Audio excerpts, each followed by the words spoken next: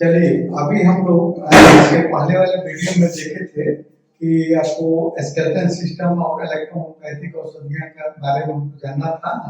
अभी इसके पहले हम स्केलेटन सिस्टम के बोन के बारे में बता दिए थे और ज्वाइंट के बारे में बता दिए थे।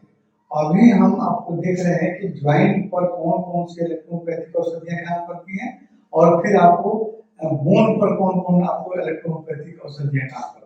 तो bone, what is bone? Bone के बारे में थोड़ा सा हम पहले जान लेंगे, है ना। बोन एक हार्ड संरचना होती है और ये आपको कैल्शियम कार्बोनेट की बनी हुई होती है बोन, है ना। और ये साथ में कैल्शियम फॉस्फेट, कैल्शियम कार्बोनेट और कैल्शियम फॉस्फेट मिलाकर आपको बोन की संरचना होती है। इसमें कैल्शियम कार्बोनेट की मात्रा ज्यादा रहती है और कैल्शियम फॉस्फेट की मात्रा कम रहती है। और इसी के चलते कैल्शियम कार्बोनेट के चलते बोन हार्ड होता है और इसमें आपको ओसिन नामक प्रोटीन पाया जाता है। अब इसके बाद आता है कार्टिलेज, है ना। कार्टिलेज जो है, कार्टिलेज की हड्डियां जो है आपको कैल्शियम फास्फेट की बनी होती है ना।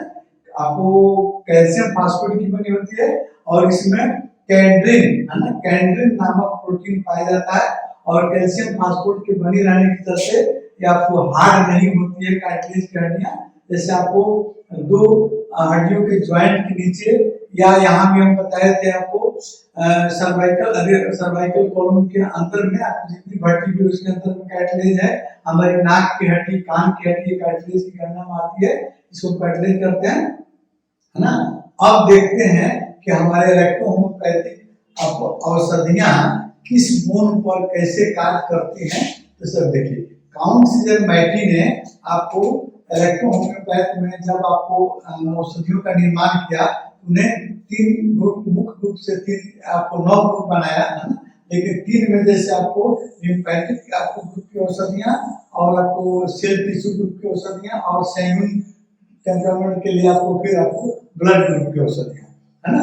इसमें हम सेल टिश्यू ग्रुप की औषधियों को ध्यान रखेंगे। आपको बोन के लिए स्पेशल उन्होंने क्या औषधि बनाई, आपको C4, कैल्शियम नंबर 4। तो देखिए, जितना भी हार्ड बोन है, जहां जहां भी बोन है, सब जगह, जैसे मान लो आपको रिस्ट पर, आपको खोपड़ी की हड्डी पर, रिब्स पर, टीथ पर, आपको टिबियो पर, फिर रेडियोला पर, क्लेविकल बोन पर, तमाम तरह की बोन है, सभी पर आपको C4 की औषधियां, C4 ही काम करती हैं। अब देखिए, इसके बाद हम देखते हैं आपको रिब्स पर, रिब्स पर स्पेशली C4 और जहां जहां ज्वाइंट है, जैसे मान लो एल्बो का ज्वाइंट है, आपको सर्वाइकल का ज्वाइंट है, आपको फिर आपको पेल्विक गर्डल का ज्वाइंट है, नी का ज्वाइंट है, एंकल का ज्वाइंट है, सभी ज्वाइंट पर आपको C4 और C3 काम करती है। कारण कि C3 का आपको कार्टिलेज पर भी काम करती है। जहां जुड़ रहता है, जहां जुड़ मिला रहता है, वहां पर कार्टिलेज काम रहता है ना। और इसमें जैसे हम अलग अलग जैसे और औषधियों का प्रयोग करते हैं, लेकिन C4 और C3 मुख्य औषधि है और इसके साथ में WE व्हाइट इलेक्ट्रिसिटी कॉमन औषधि है, जो हर तरह के ज्वाइंट पेन में या आपको मतलब बोन के डिजीज का हम लोग उसको प्रयोग करते हैं। इसके अलावा देखिए, दो और एक इम्पोर्टेंट आपको भाग आता है। सबसे पहले इम्पोर्टेंट भाग आता है कौन सी, आपको टेंडन। टेंडन जो है जहां मांस और हड्डी जुड़ा रहता है ना, उस भाग को टेंडन कहते हैं। जैसे मानता आपको एल्बो है, ये हम यहाँ पर मांस और हड्डी आपको जुड़ा हुआ है, ऊपर से एक लेयर बन जाती है, तो मांस में आपको सेल है ना, टिश्यू है, फिर उसमें आर्टरी और कैपिलरीज का आपको जाल बिछा हुआ, ब्लड के सर्कुलेशन वहां हो रहा है। तो वहां पर जहां पर भी हमारा ज्वाइंट है, जहां पर आपको टेंडन की पर पेन हो रहा है, तो वहां पर आपको C4 के अलावा अन्य औषधि WE, ब्लड ग्रुप की औषधि A3, है ना, या A2 या A1 और साथ साथ में आपको S ग्रुप की औषधि S1, है ना, का प्रयोग हम लोग करते हैं या S3 का प्रयोग करते हैं।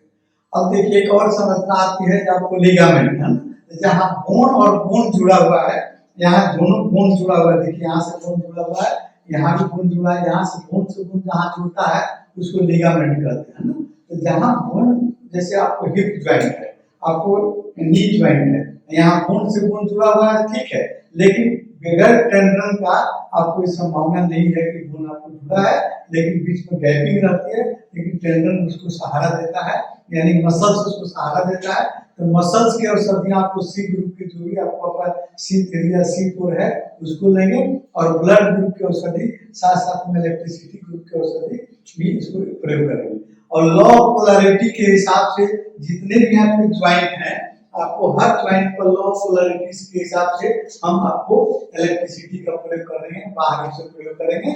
और साथ साथ में एक्सटर्नल ऑइंटमेंट है ना, कंप्रेस है ना, और फिर इंजेक्शन है ना, इंजेक्शन बहुत कारगर है, इलेक्ट्रोपैथी इंजेक्शन। आपको इसमें 21 नंबर इंजेक्शन जो है C4 और G का बना हुआ है, वो बहुत कारगर होता है। WE का 29 नंबर इंजेक्शन है, ये भी बहुत कारगर है ना। साथ साथ में इसमें आपको और सभी औषधियां भी जहाँ आवश्यकता अनुसार प्रयोग करते हैं, जहाँ आवश्यकता अनुसार प्रयोग करते हैं। आगे के क्लास में फिर हम आपको प्रोटोकॉल देंगे है ना, कि हाँ ज्वाइंट अगर पेन है, घुटना का दर्द है, तो वहाँ पर कौन कौन से औषधियों को एक ज्वाइंट के रूप में हम प्रयोग